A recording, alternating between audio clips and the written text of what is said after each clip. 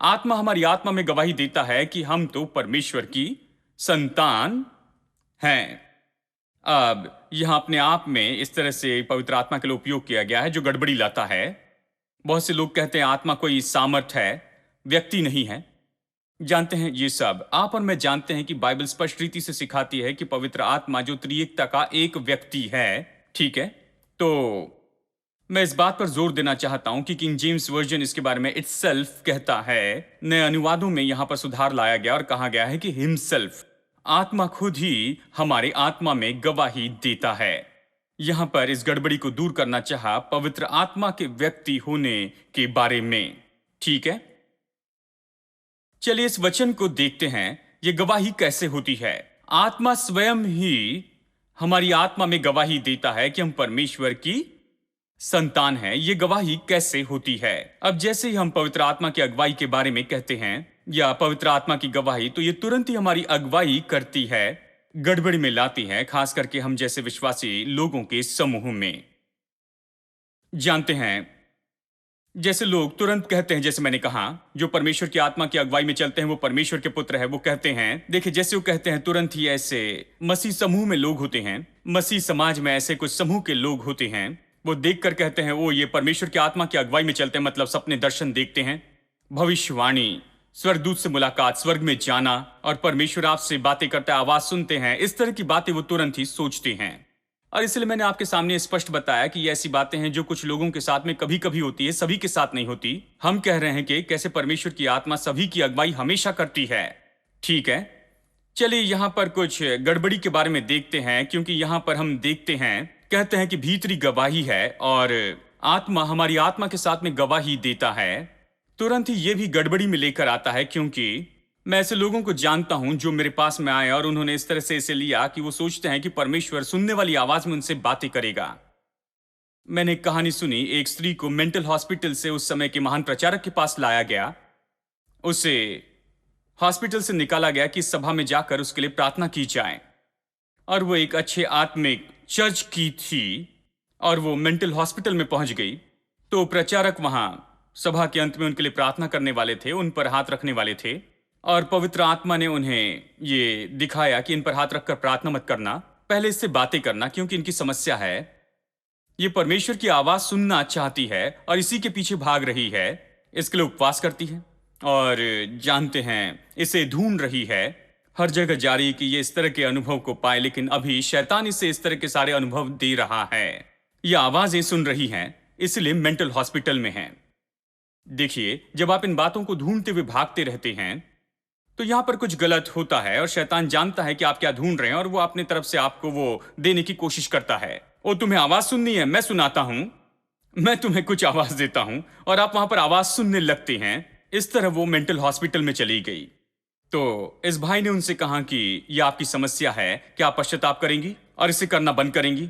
अगर आप मुझसे ये वादा करती हैं कि इस तरह से आवाज के पीछे आप जाना बंद कर देंगी, तब मैं प्रार्थना करूंगा। वो बहन सहमत हुई, उन्होंने प्रार्थना की। मैंने 20 साल पहले ये कहानी पढ़ी थी और इस घटना को उस समय 25 साल हो चुके थे। वो बहन उस समय भी जिंदा थी, वो मेंटल हॉस्पिटल में नहीं थी, तंदुरुस्ती का जीवन जी रही थी, अपनी दिमागी समस्या से वो आजाद थी।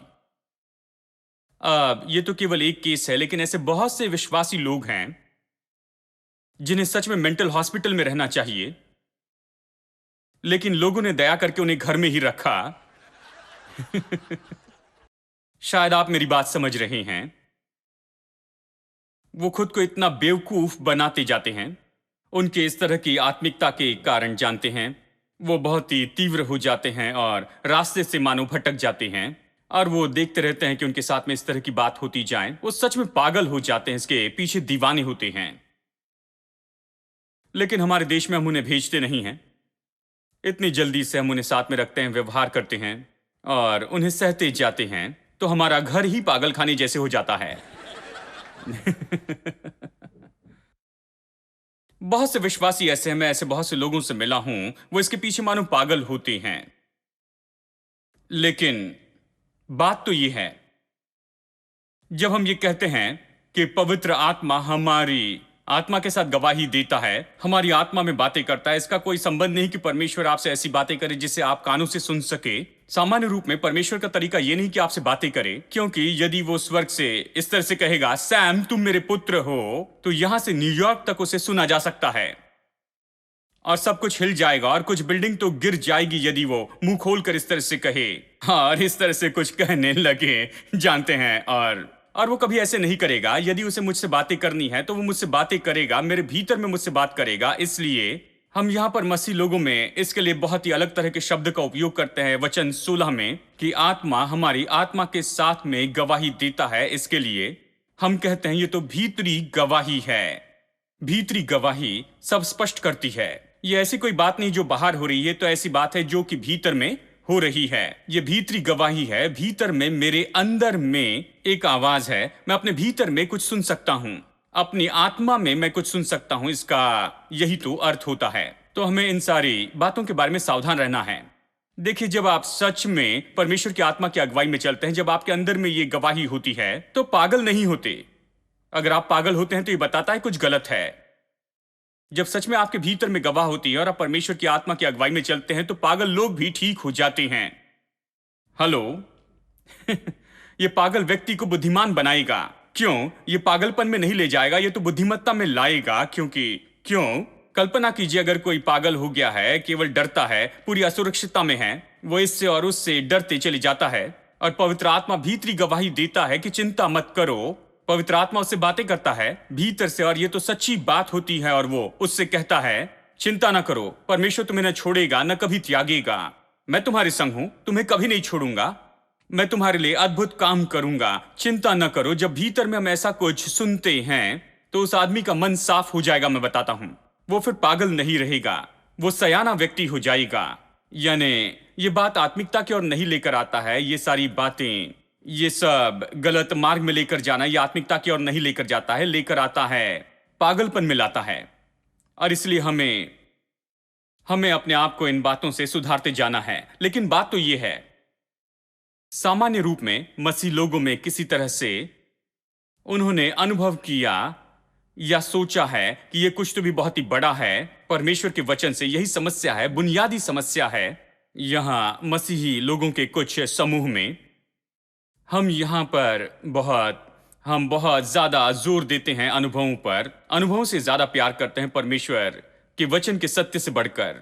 मुझे याद है जब मैं छोटा था, एक लड़की 3 दिनों तक ट्रांस में थी। और देखिए, मैं ऐसे समूह में बड़ा हूं, इसलिए मैं ये नहीं कहता कि ये सब गलत है, ये बातें सच्ची हैं।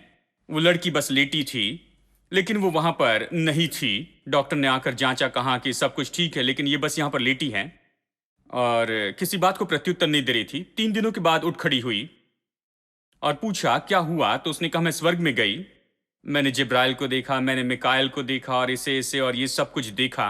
उसने उन सब को देखा, उनसे बातें की, तो सब दिलचस्पी लेने लगे कि ये क्या कहना चाहती है।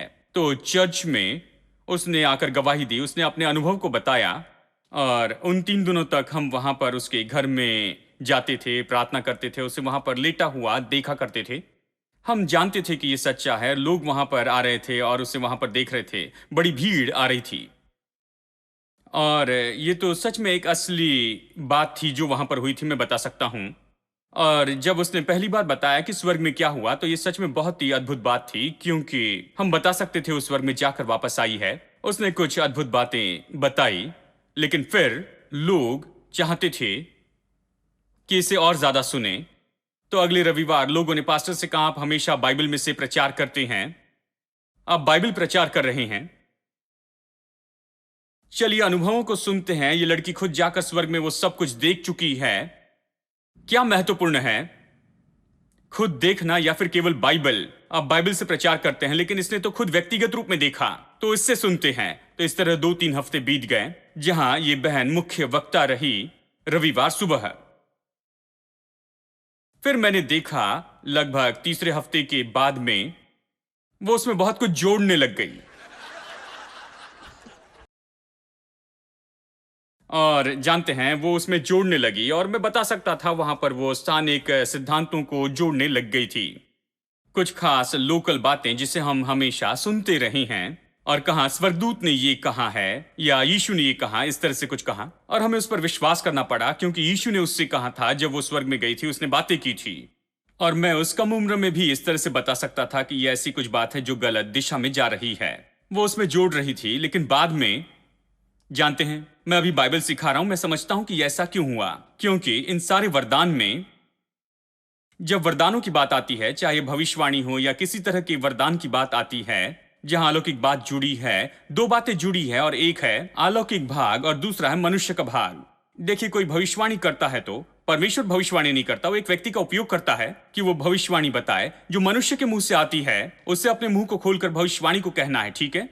और इसीलिए यहां पर मौका है कि यहां पर कुछ न कुछ गलती हो, क्योंकि मनुष्य जुड़ा है, मनुष्य का काम यहां पर जुड़ा है, और इसलिए वो उसे बढ़ाकर कह सकता है, या प्रभु ने जो कहा है उसे घटाकर कह सकता है, या प्रभु ने जो कहा बिल्कुल वही कह सकता है।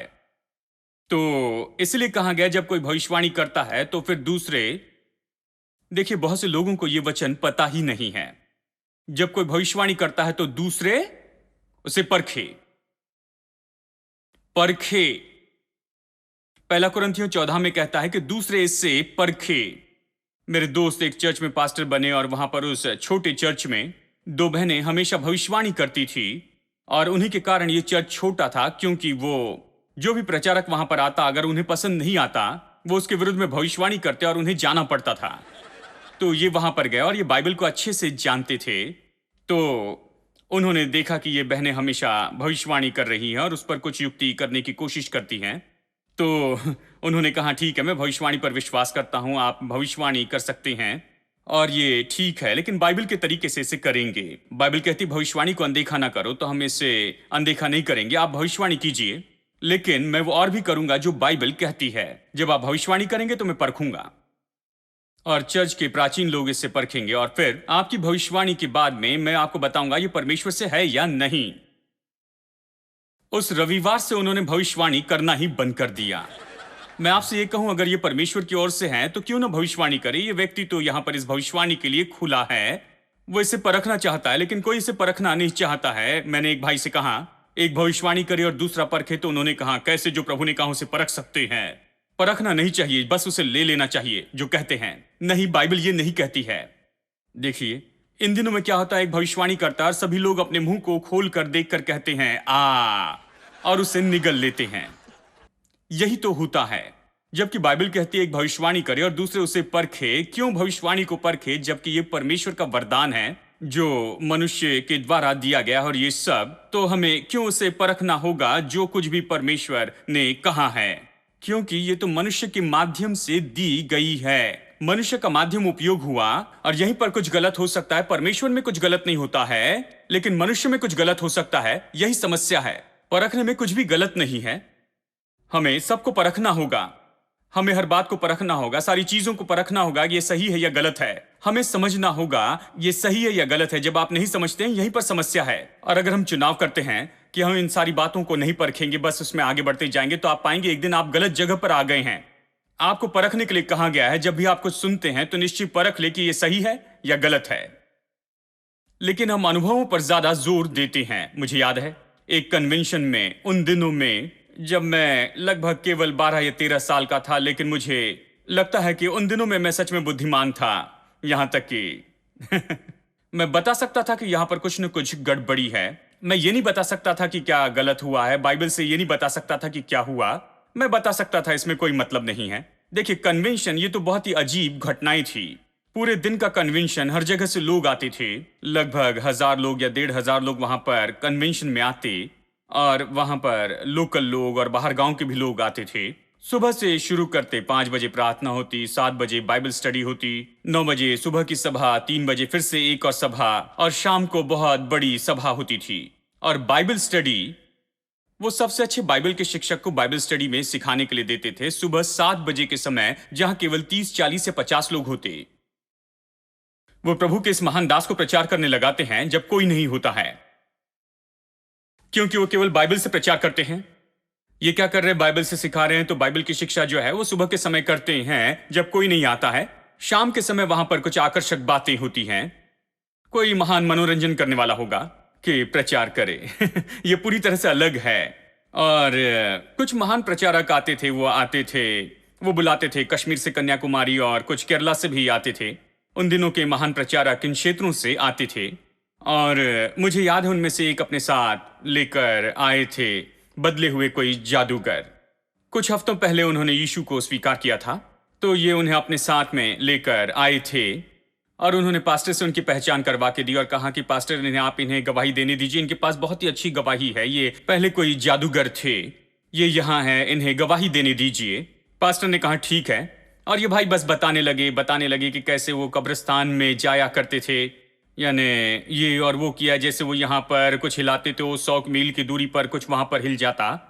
मुझे सारा विवरण बताने की जरूरत नहीं, वो सारा विवरण दे रहे थे, और जादूगर क्या करते वो सब बताया, कहानी के बाद कहानी। उन्हें बाइबल के बारे में कुछ भी पता नहीं था, बाइबल कभी नहीं खोली थी, बाइबल को नहीं जानते थे, उसमें से कुछ नहीं कहा, प्रभु वचन का सत्य नहीं बताया, बस उन्होंने वहां पर जादूगर होने के नाते क्या क्या काम किया वो सब हमें बताते गए।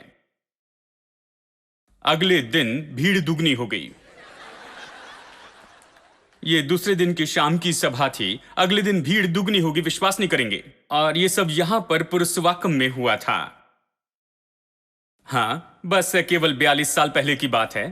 भीड़ दुगनी हो गई, और हम बता सकते थे कि लोग इसकी अपेक्षा कर रहे थे, और उन्होंने सीधा वहां पर पास्टर को अपनी सारी बात वहां पर बता दी थी। सारी भीड़ केवल उन्हें सुनने के लिए आई है, उसे प्रचार करने दो, इन महान प्रचारकों को नहीं। और हमें ये सब बड़े प्रचारक नहीं चाहिए जो केरला से आए हैं और जो कन्याकुमारी से आए हैं, हमें उनकी सुनना नहीं है। चलो इस जादूगर की हम सुनते हैं। जानते हैं, हम इन्हें सुनना चाहते, क्योंकि कल बहुत ही अद्भुत था, आज भी हमें यही चाहिए। और सारे लोग ये जो कहानी बता रहे थे, उन्हें बस ऐसे ही निगलते जा रहे थे। जादू की कहानी वो बता रहे थे, दूसरे दिन बस इसी तरह से चला, तो 4 दिन तक वही प्रचार करते रहे, केवल कहानियां। अगर कल आएंगे तो और कहानी सुनेंगे, और भीड़ बस बढ़ती चली गई। बहुत ही अद्भुत प्रत्युत्तर मिला था। भीड़ तो बस पागल के जैसे बढ़ती चली गई। सुबह की बाइबल स्टडी में भीड़ कम होती गई, जानते हैं। शाम के समय भीड़ बढ़ती चली गई, लोग इसे बस निगलते रहे, पसंद करने लगे। लेकिन अंत में उसने, ये जो जादूगर था, मैं आपको बताऊं, आज शायद वो विश्वास में भी नहीं है, शायद वापस अपने जादू के कामों में चले गए होंगे। जिन्होंने उसे बर्बाद किया वो ये प्रचारक थे, मैं कहूंगा, क्योंकि इसके बजाय कि उससे कहें कि आप बैठिए और परमेश्वर के वचन को सुने और वचन में बढ़ते चले जाएं, सत्य के ज्ञान में बढ़ें, कि बाद में वो एक प्रचारक हो सके, प्रभु उसका उपयोग करे, इसके बजाय उन्होंने उसकी मनोदशा को ऐसा बना दिया कि अब मैं एक कन्वेंशन प्रचारक हूं, मैं कैसे चर्च में जाकर बैठकर सुन सकता हूं। यदि मेरे पास आता तो मैं बैठाता था और संदेश सुनने लगाता, और कभी खड़े रहकर कहानी बताने नहीं देता था। वो ठीक होता, 3-4 साल तक वचन का सत्य सुनता, तो निश्चय वो खुद एक अच्छा प्रचारक होता। प्रभु सामर्थ्य उपयोग करता, मौका था कि प्रभु उसे सेवकाई के लिए बुलाता, जहां पर वो बहुत ही अच्छी तरह से बढ़ सकता था।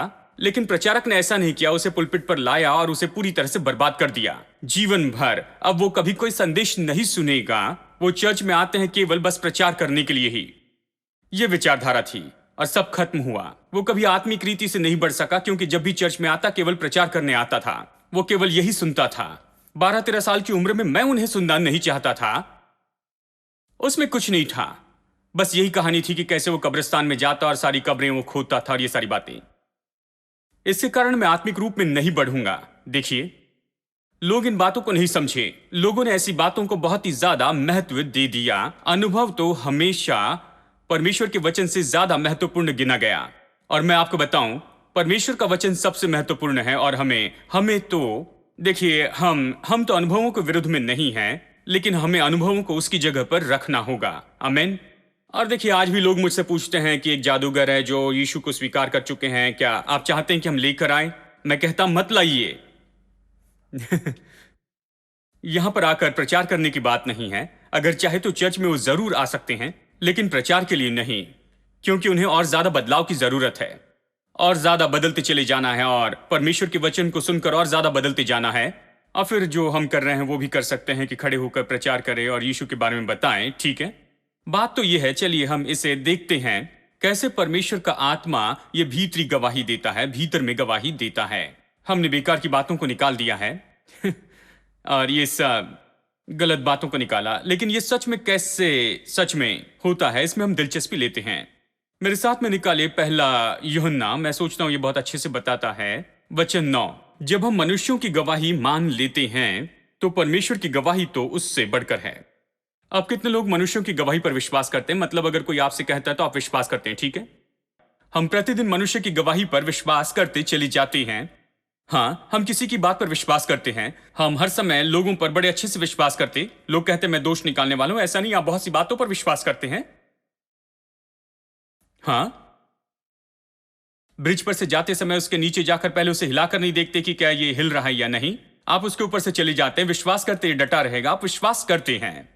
जब सीढ़ियों पर चढ़ते हैं तो ये नहीं देखते क्या सीढ़ी आपका वजन उठा पाएगी, नहीं, आप सीधा बस उसके ऊपर में चढ़ते चले जाते हैं। आप चढ़ते जाते हैं, विश्वास करते हैं, लोगों के शब्दों पर, लोगों के काम पर विश्वास करते हैं। आप विश्वास करते हैं और सभी लोग अच्छे विश्वास करने वाले हैं।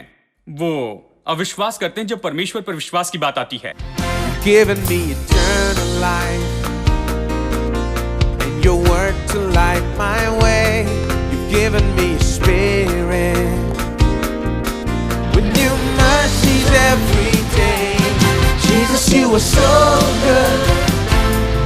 Jesus, you are so good. There's nothing to fear 'cause I'm here in your presence. Jesus, you are so good.